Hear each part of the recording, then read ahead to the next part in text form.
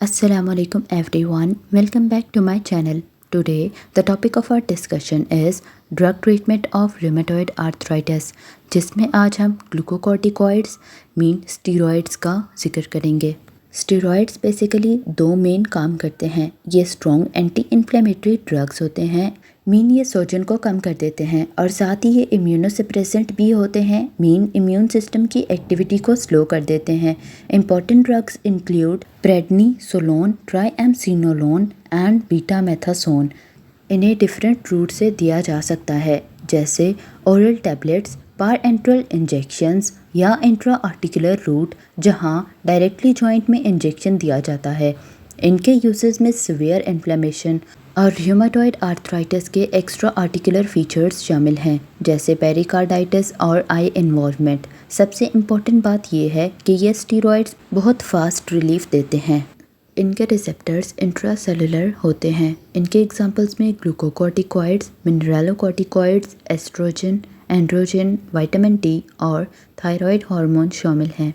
इन सब का mechanism almost similar होता है, जहां ये सेल के अंदर जाकर जीन एक्सप्रेशन को चेंज करते हैं।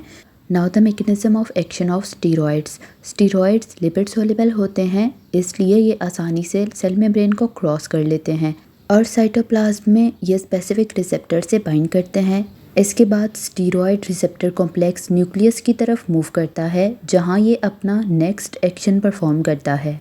अब न्यूक्लियस के अंदर स्टीरॉयड रिसेप्टर कॉम्प्लेक्स डीएनए से बाइंड करता है। इस बाइंडिंग के बाद ट्रांसक्रिप्शन फैक्टर्स एक्टिवेट हो जाते हैं, जिससे मैसेंजर आरएनए बनता है और प्रोटीन सिंथेसाइज होती हैं।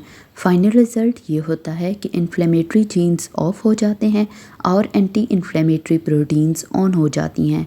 इसी वजह से स्टीरॉयड बहुत powerful anti inflammatory drugs consider किए जाते हैं। अगर थोड़ी डिटेल में देखें तो नॉर्मल स्टेट में रिसेप्टर HSP90 नाम के प्रोटीन के साथ अटैच होता है और इनएक्टिव होता है।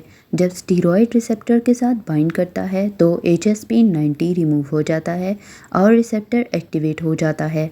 इसके बाद ये एक्टिव कॉम्प्लेक्स न्यूक्लियस में जाकर डीएनए पर काम करता है।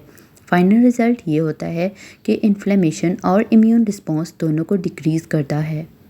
क्लिनिकल पॉइंट ऑफ व्यू से देखा जाए तो स्टीरॉइड्स का शॉर्ट टर्म यूज़ बहुत इफ़ेक्टिव होता है और ये फास्ट रिलीफ देते हैं, लेकिन लॉन्ग टर्म यूज़ डेंजरस हो सकता है क्योंकि इससे मल्टीपल साइड इफ़ेक्ट्स डेवलप हो जाते हैं।